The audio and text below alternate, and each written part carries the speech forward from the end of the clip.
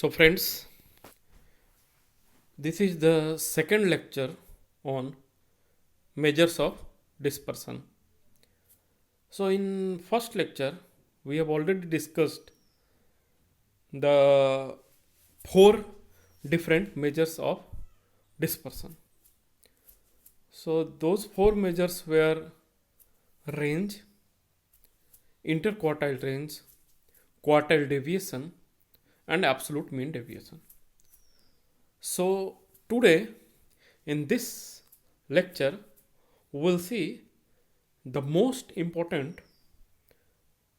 measures of dispersion, which includes variance, standard deviation, standard error, and some of the relative measures of dispersion. So let us start with variance. So the fifth measure of standard deviation is variance. So variance is also known as the mean square deviation or simply the mean square. So if we see the definition of variance, it is defined as the mean of squares of deviation, mean of squares of deviation of individual observation from their arithmetic mean. So what is this? This is the mean of squares of deviation, means of squares of deviation of individual observation from their arithmetic mean. So this is regarding the definition of variance. From variance, definition of variance, you can deduce the formula also. We will see the formula, and then this definition will be more clear to you. And the most important question that is being asked in your objective examination, be it ICR examination or even in your annual board examination or in your internal examination, that the variance is second moment of dispersion. So we have already seen that absolute mean deviation is the first moment of dispersion, and this variance is second moment of dispersion. We'll see in the later classes what are the third and fourth moment of dispersion. So if you see the variance, if you are calculating variance for sample, then it can be represented as S square. S square represents the variance of sample, whereas sigma square represents the variance of population. So the variance is expressed in square unit of measurement, squared unit of measurement. We have already told you that variance, measures of absolute measures of dispersion is generally expressed in the same unit as of the unit of the variable in the unit in which the variable is measured. But this variance is exception because the variance is expressed in the square of unit of measurement. Example, kg square, centimeter square, liter square, etc. That is why I have already discussed that in true sense this variance is not coming under the absolute measure of dispersion. But why? Because here the unit of variance is squared of the original unit of variable. Now we will see the formula.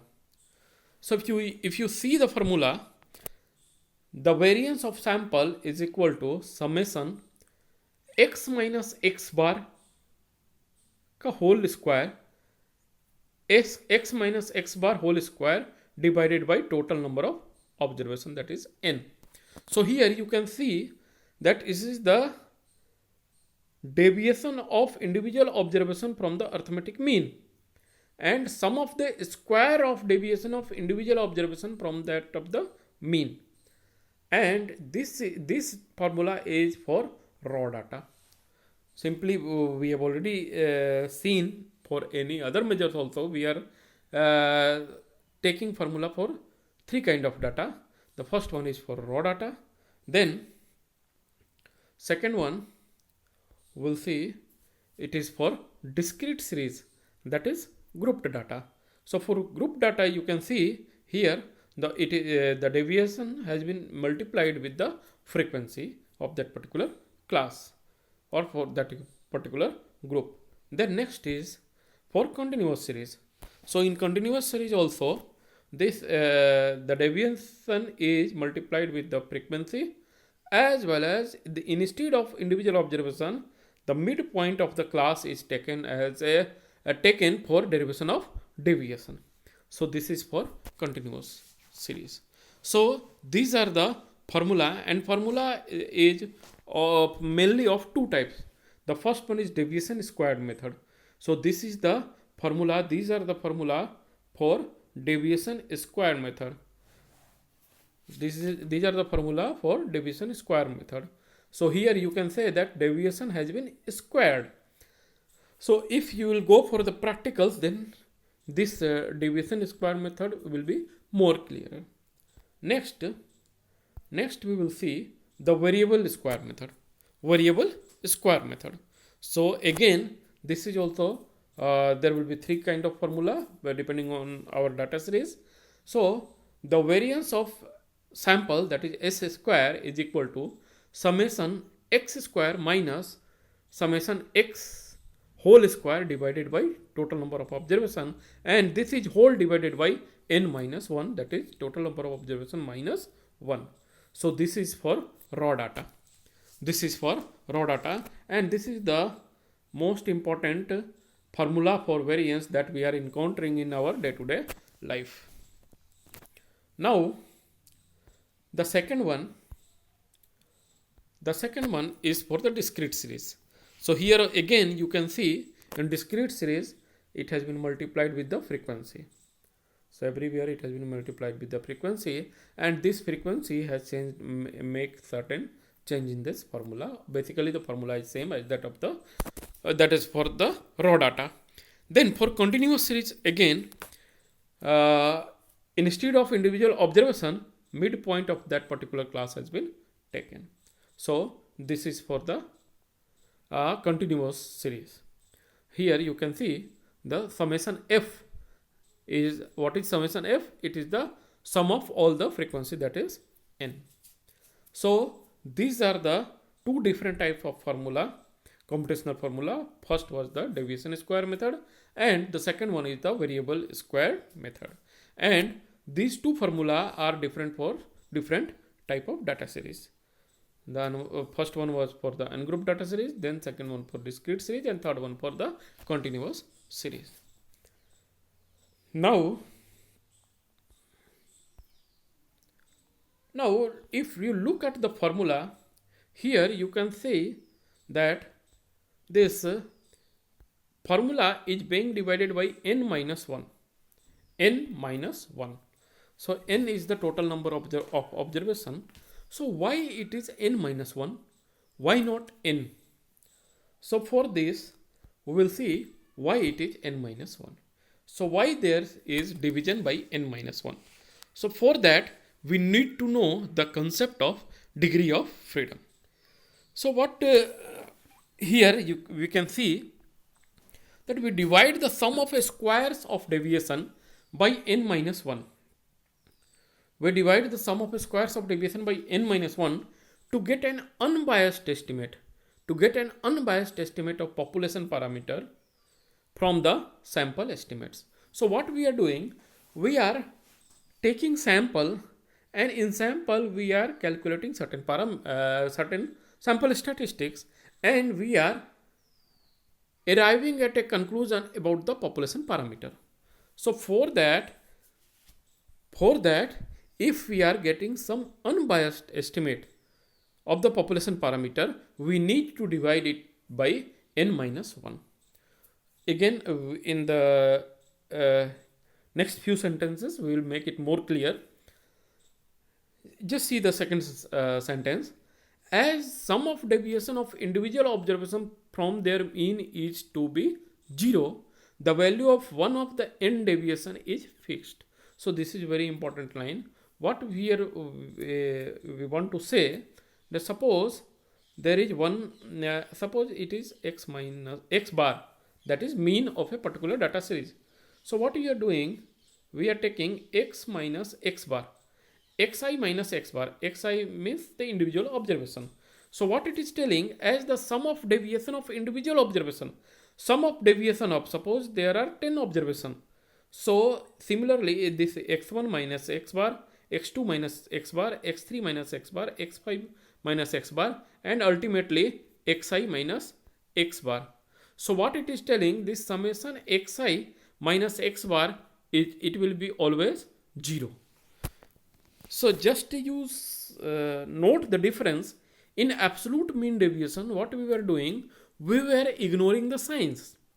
We were taking deviation of observation from measure of central tendency, but we were ignoring the signs because there were the modus symbol.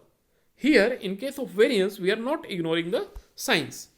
So what we ultimately what we are getting, summation xi minus x bar is equal to 0.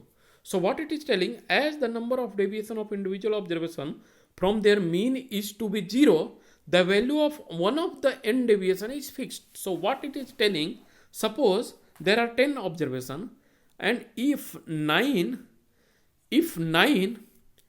deviation we are having, suppose 9 deviation we determined randomly, we got randomly 9 deviation, then 10th deviation will always be fixed. Why it will be fixed?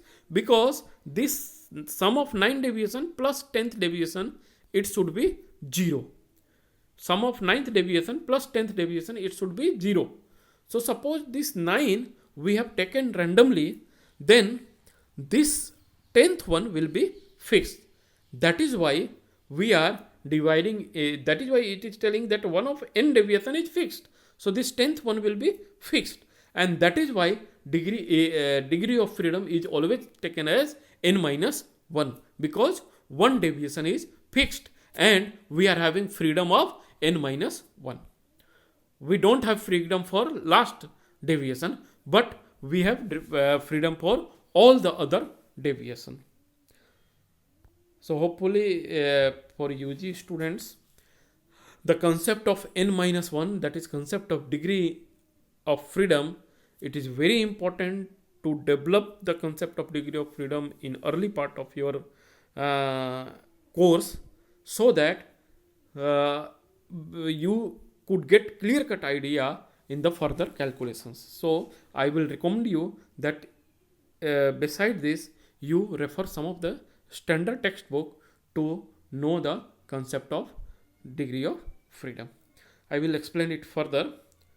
Then now the next line, here once n minus 1 deviation are added, the remaining deviation must automatically take the value plus or minus required to make x minus x bar summation is equal to 0. The same thing that I was discussing earlier. What we are telling, suppose there are only 3 observations. If deviation of first observation with mean and second observation with mean, we have taken it randomly, then third deviation will always be fixed. That means n minus 1 observations will always be fixed. So because why it will be fixed? Because summation x minus x bar will always be equal to 0. So if first 2 we have determined at our will, the last one will be fixed.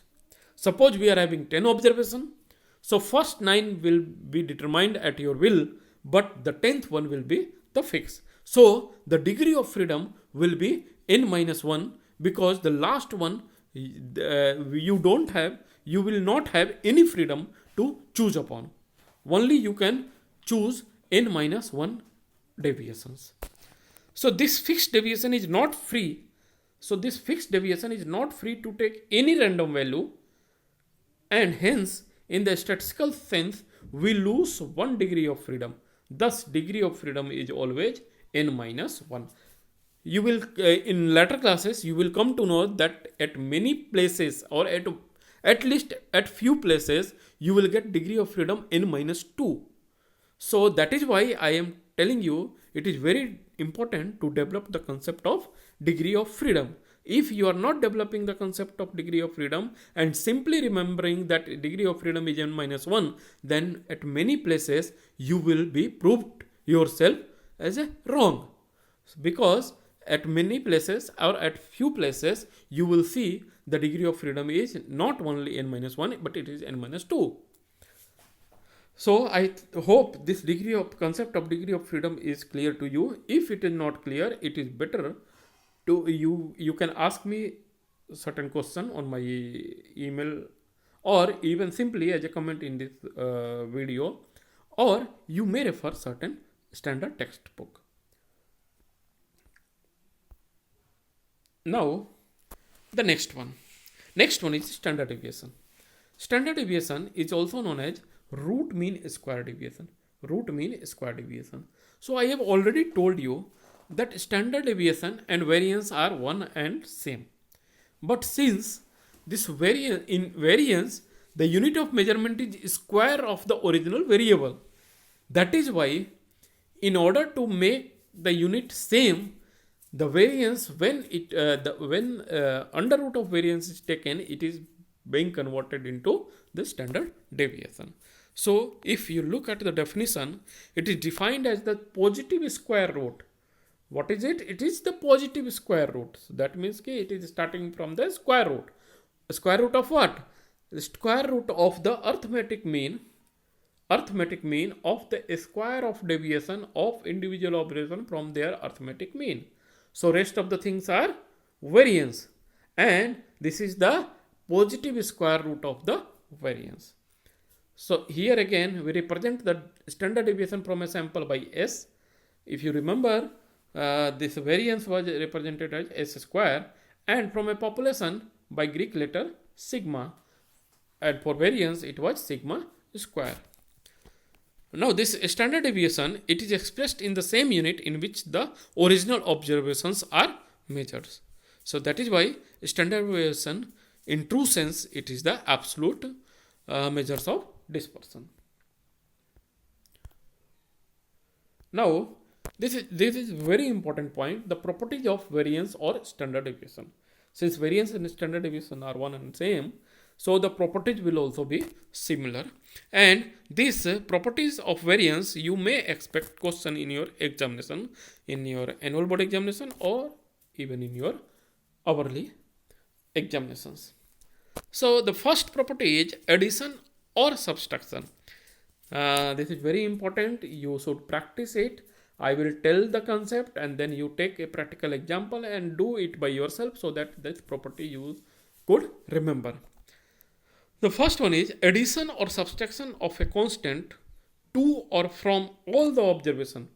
All the observation does not change variance or standard deviation. So whatever things you are adding or subtracting, whatever constant you are adding or subtracting from all the observations of a series, the variance will not be changed. There will not be any change of variance or standard deviation. So this is called as unaffected by change of origin.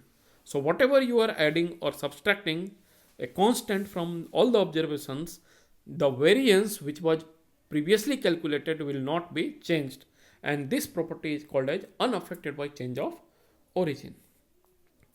Similarly, the second one, if you multiply or divide each observation by a constant, if you are multiplying or dividing each observation by a constant, the variance will be multiplied or divided by the square of the constant, and the standard deviation will be multiplied by the constant itself. So this is called as affected by change of scale. So you see here the two concepts, the change of origin and change of scale. So this variance or standard deviation, it is not getting affected by change of origin. That means even if you are adding or subtracting anything from all the observation, the variance or standard deviation will not be changed, but it is changed by the scale. It is changed by the scale.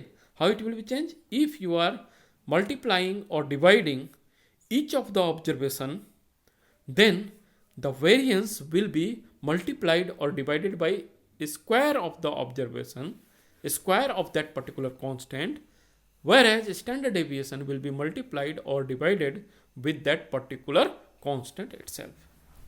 So this is the two properties. These are the two properties, very important. You have to remember that it is unaffected by change of origin and it is affected by change of scale. Now the next property, the variance is always positive value. This is also very important. It is always positive. We know that variance is the squared value. Squared value. So whatever things if you will square, even if it is negative, it will be the positive. So the variance will always be positive. It ranges from 0 to infinity. So you have to remember, many a times you will be asked in your examination, what is the range of variance? So the range of variance is 0 to infinity. 0 to infinity. So variance can never be negative. Variance of a variable in a data set is 0 if and only if all entries have same value. So when all the entries in a data series is having same value, then variance will be 0. Then variance will be 0. Suppose in a farm there are 100 cows and each cow is producing 4 liters of milk.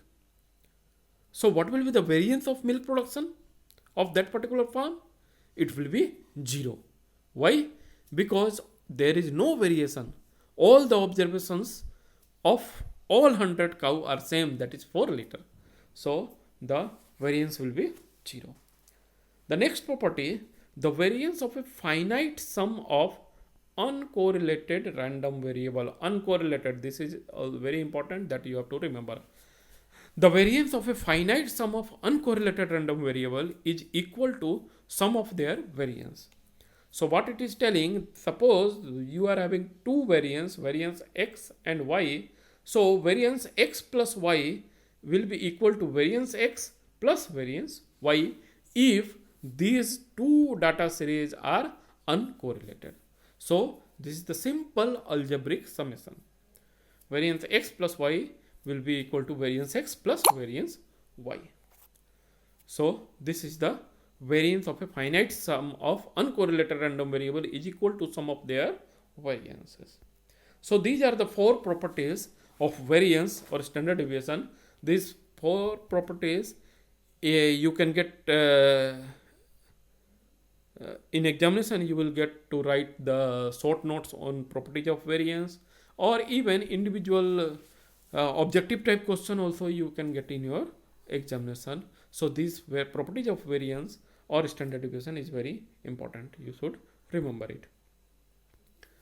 Then another property is actually not related to variance, but it is related to distribution. But since there is a mention of specific mention of standard deviation, that is why it has been mentioned here. So in next class or next few classes we will learn about distribution of data. So the one such distribution of data is normal distribution. This is the curve of normal distribution of data that you will learn in the coming classes, and this is the central point which is called as mu, that is mean of the data. So what it is telling, the proportion of area under normal distribution symmetrical curve in relation to sigma, that is standard deviation, is as follows. So what is it? Mu plus minus 1 standard deviation. Mu plus minus, suppose this is the plus standard deviation and this is the minus standard deviation. This is the sigma plus and this is the sigma minus. So this area comes around 68.26%. This area comes around 68.26%. Then another one is mu plus minus 2 standard deviation. So suppose this is again standard deviation. So this was the minus 1 standard deviation, now it is minus 2 standard deviation, and this was previously plus 1, now it is plus 2 standard deviation. So mean plus minus 2 standard deviation includes 95.45% observation. So this whole portion includes 95.45% data percent data of a normal distribution. Now similarly, plus minus 3 standard deviation. So this whole data include 99.73% of the area. So in coming classes, we will see it about it in greater detail. So it will be more clearer to you. I hope this is clear to you even now also. But if not clear, we'll see it in the later classes. Now what are the merits of variance or standard deviation? What are the merits? So merits are very simple. You will see it is rigidly defined because there is well defined formula. It is based on all the observations. It is based on all the observations. Because if you remember the earlier measures of dispersion, suppose range. So what we were seeing in the range? Only the smallest value and the largest value. So it was not based on all the observations. Similarly, interquartile range also, interquartile deviation also, we are not taking all the observation. But this variance and standard deviation, we are using all the observations. That is why it is based on all the observations. It is less affected by sampling fluctuation. Because it is based on all the observations, that is why it is less affected by sampling fluctuation. It is capable of mathematical treatment. So what we will do, this standard deviation or variance, we can subject it to further mathematical treatment. We can multiply it, we can add it, or we can divide it. Whatever we want to do, we can do it. The standard deviation is the best and most commonly used measures of dispersion. This is very important point, that standard deviation or variance is the best and most commonly used measures of dispersion. Why it is most commonly and best measure? Because if you see the development of measures of dispersion, you will see the actually what is measures of dispersion? It is the spread of observation of a data series. Spread of observation in a data series around mean. So first, if you see the range, so only we were saying, okay, the largest value and the smallest value. Then comes the quartile deviation or interquartile range. So in quartile, we divided total data into four part. And then further, we went inside the data. So firstly, it was maximum and minimum value. Then we divided data into 4 parts. Then in absolute mean deviation, what we did, it was also based on all the observations. So slowly and steadily, we went much inside the data and we were able to know the spread of data in greater detail. And in standard deviation and variance, we were knowing all the spread of data around the measures of central tendency. Now, what are the demerits? So demerit, it is difficult to calculate. Why? Because there is complicated formula for different kinds of data. That is actually it is not difficult, but it is difficult in comparison to range or quartile deviation. Then second, it gives more weight to extreme values and less to the values that are near to mean. So if you find the variance, you will know that it is giving more value to the extreme values, more importance to extreme values and lesser importance to the values which is around the mean. So these were the demerits. Now, what are the use of the variance? So it is used to compare the variance of 2 or more series expressed in the same unit. So if you want to compare 2 data series of same unit, then variance will be useful. Then the second one, to judge the efficiency of precision of the sample estimate or mean. So whenever if you will see some of the research paper or anywhere, if data is being presented, you will see along with mean, that is mu, you will see plus minus standard deviation. So this standard deviation is giving about the precision of mean, is giving idea about the precision of sample mean. Example, if 2 sample mean are same, suppose these 2 means are same, then one with smaller standard deviation is more precise or more representative. So that is why if you see the less estimate of standard deviation, then that kind of data series will be more precise or more representative. Then third one, in normal distribution. So the normal distribution we will see in the later classes. In normal distribution, the standard deviation help us in finding the number of items that fall within a specific range. We have already seen. So these are the uses of variance or standard deviation. Now the next one is standard error. So this standard error is actually an extension of standard deviation, and that is why it is known as standard deviation of mean. So what is standard error? There is very minute difference between the standard deviation and standard error, and that you have to note. The standard deviation refers to deviation of individual observation from the mean. So what is standard deviation? It is the deviation of individual observation from the mean. Thus it applies to the observations. Standard deviation is applied to the observation, whereas the standard error conventionally implies the standard error of mean, that it implies to the mean. So you will see this standard deviation, it is the properties of individual observation, whereas standard error, it is the properties of mean. So we will see the calculative formula, then it will be much more clear to you. Now the standard error is the standard deviation of all possible sample mean. What is standard error? Standard error is the standard deviation of all possible sample means from the population mean. So it is the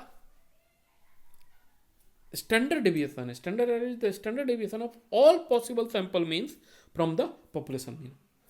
So from population we have taken all the possible samples, and this standard error is the standard deviation of all possible sample means that has been taken from that particular population.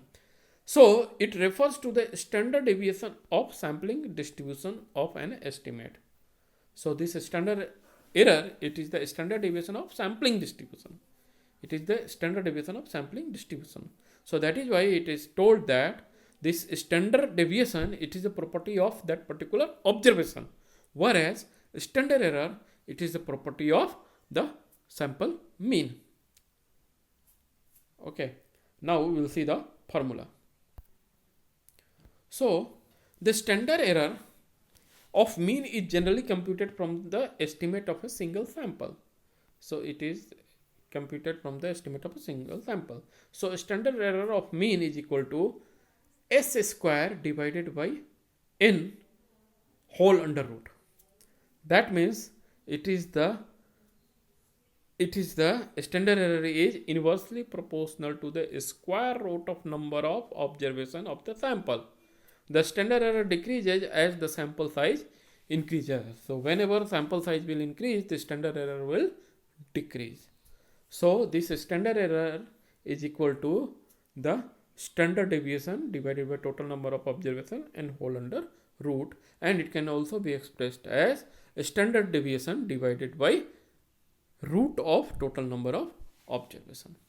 And this standard error is inversely proportional to the total number of observation. As the sample size increases, the standard error will be decreases. So what are the use of standard error? So it is used to know the reliability. So again, this standard error, it is giving an idea of reliability of a sample estimate. Smaller the standard error, more reliable will be the estimate. So the standard error gives an idea of about the reliability of sample estimate. Then second one, it is also used for testing the significance of difference between the two sample means. So if you are having two sample means, based on a standard error estimate, you can tell that okay, this sample mean is having significant difference with the another one. Now, so till now we have seen total 6 absolute measures of dispersion, 6 or 7 I think. So now the second measures of dispersion, second broad category, broad classification of measure of dispersion is the relative measures of dispersion. So in that, the first one is coefficient of range. So coefficient of range. So you have to remember that simple range is absolute measures of dispersion, whereas coefficient of range is the relative measures of dispersion. So what is the formula? Formula is the largest value minus smallest value divided by largest value plus smallest value. So this is the coefficient of range. Then another is the coefficient of quartile deviation, that is Q3 minus Q1 divided by Q3 plus Q1. Now the third one is the coefficient of absolute mean deviation.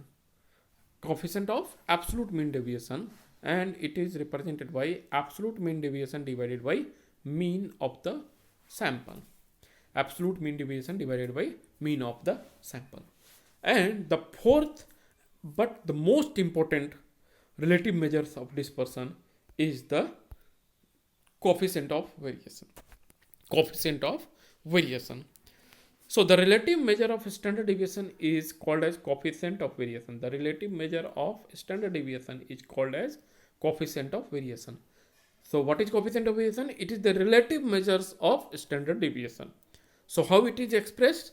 The coefficient of variation is equal to standard deviation divided by mean of the observation, mean of the data series, and it is generally represented in the form of percentage. So the coefficient of variation is defined as the ratio of standard deviation to the mean.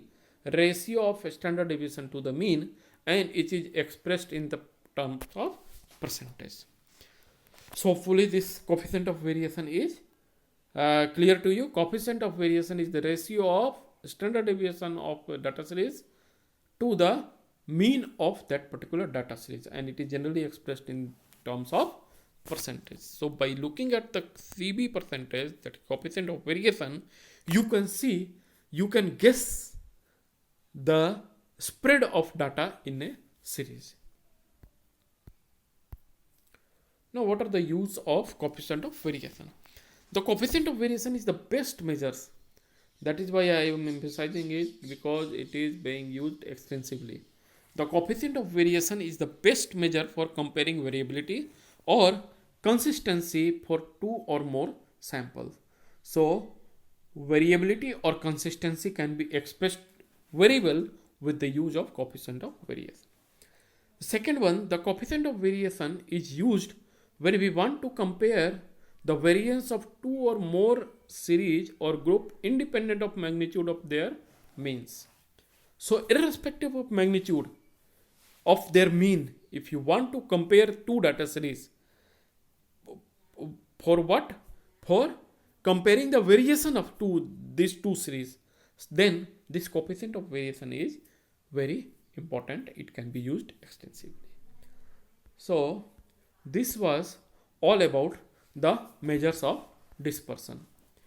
So hopefully this measures of dispersion is clear to you, and you have to remember first the broad classification of measures of dispersion. Then after, you have to see what are the different absolute measures of dispersion, what are the different relative measures of dispersion. Then each absolute measures of dispersion, their formula, calculating formula, their properties and their utility, so that the measures of dispersion can be used efficiently, and it is being used to numerically represent the data. So with this, I am ending this class here, and in next class I will come up with the another topic, probably on the distribution of data. Thank you.